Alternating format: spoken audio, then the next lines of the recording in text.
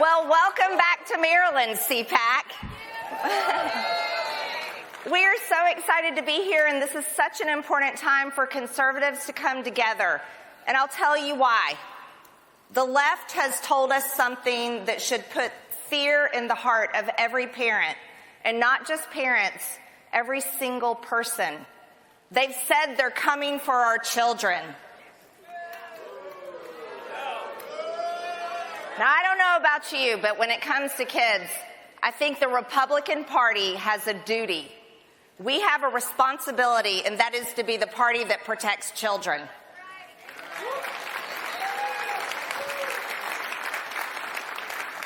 Now, whether it's like Zelensky saying he wants our sons and daughters to go die in Ukraine, whether it's the San Francisco gay men's choir literally singing, "We're coming for your children,"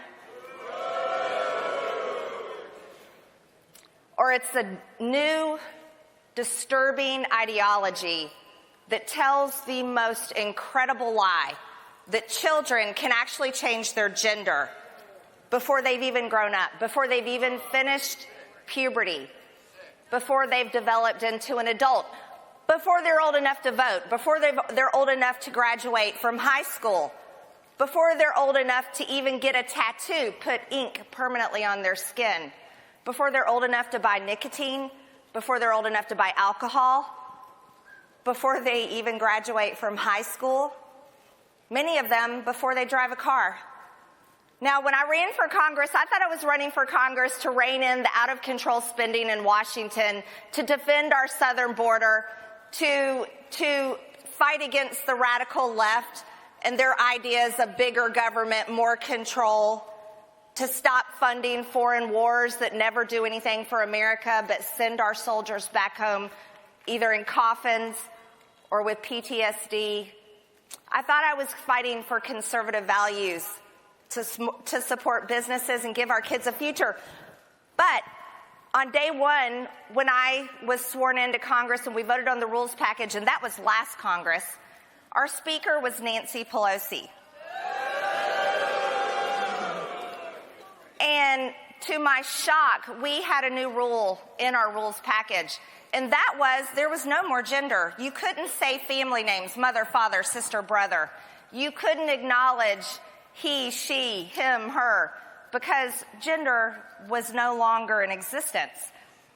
We had a big fight on the Equality Act, where I ended up putting a sign outside my office door that said there's only two genders, male and female. Trust the science.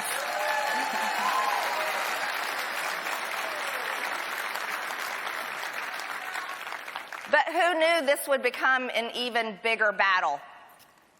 But then I started to learn about an industry that is turning into a multi-billion-dollar industry, and they have a target, or should I say a victim.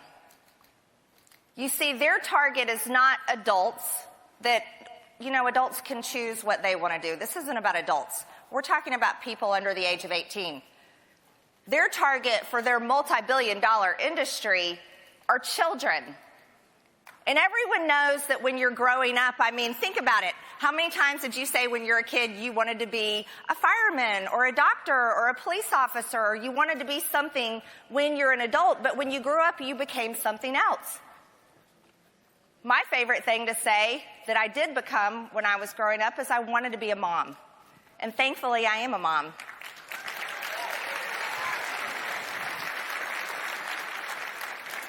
But the victims of this industry are kids. And these are kids who are confused about who they are. And they're confused about who they are because of what they're seeing on the internet, what they're seeing on social media. And they're also confused many of them, because these victims of this billion-dollar industry that mutilates the genitals of children, many of these victims have diagnoses of autism, mental illness, they have depression, they have anxiety, they have psychosis. Many of them live in foster care, so they already have lived lives of abuse.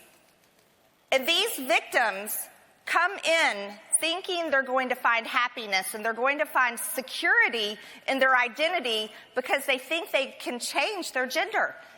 These boys think they can become girls. These girls think they can become boys. But you want to know what's happening to them? They're given puberty blockers. They're fast-tracked, given puberty blockers that actually chemically castrates them, makes them sterile. They're given testosterone to girls as young as 11, 12, 13 years old, that within 4 to 5 years, some of them are having to have hysterectomies because of the damage it does inside of them. There are teenage girls having their breast cut off. That is a permanent damage to their body. They'll never be able to breastfeed their baby. And there are boys that are having their penises turned inside out. These are kids. So last Congress, I did something radical and extreme because remember, Marjorie Taylor Greene, she's so extreme.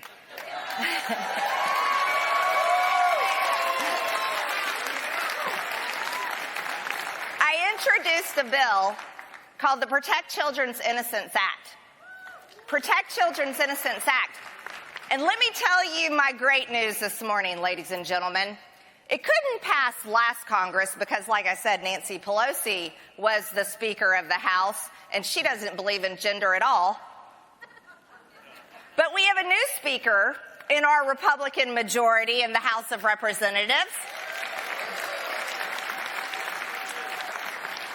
And I'm going to be introducing my bill, the Protect Children's Innocence Act, that will make it a felony to perform anything to do with gender-affirming care on children.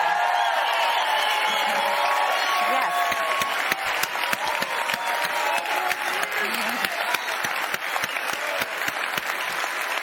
Right.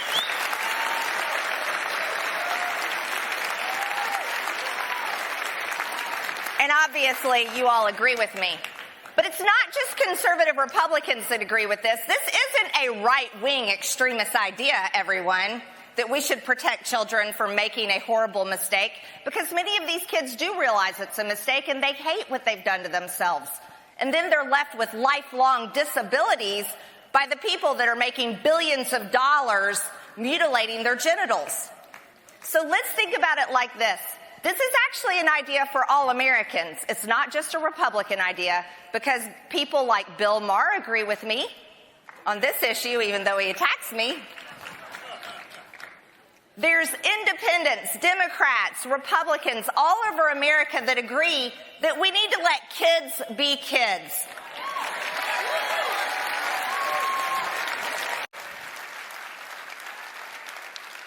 And while I'm still committed to saying no money to Ukraine, and that country needs to find peace, not war,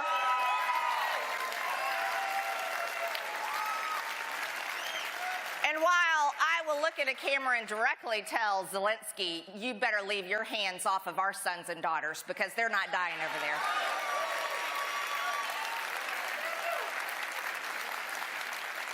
I will also inform the lion that looks to devour, and that lion is looking to devour our children, that our God is bigger. And our God is the God that created us, man and woman. In his image, he created us. And our God is the God that created our children.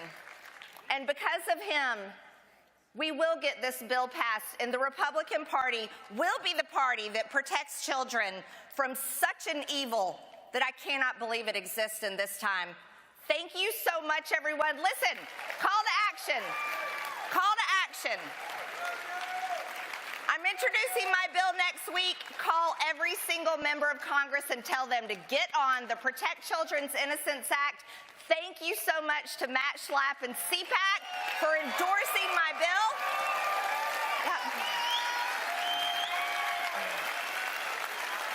Thank you. Thank you so much, guys.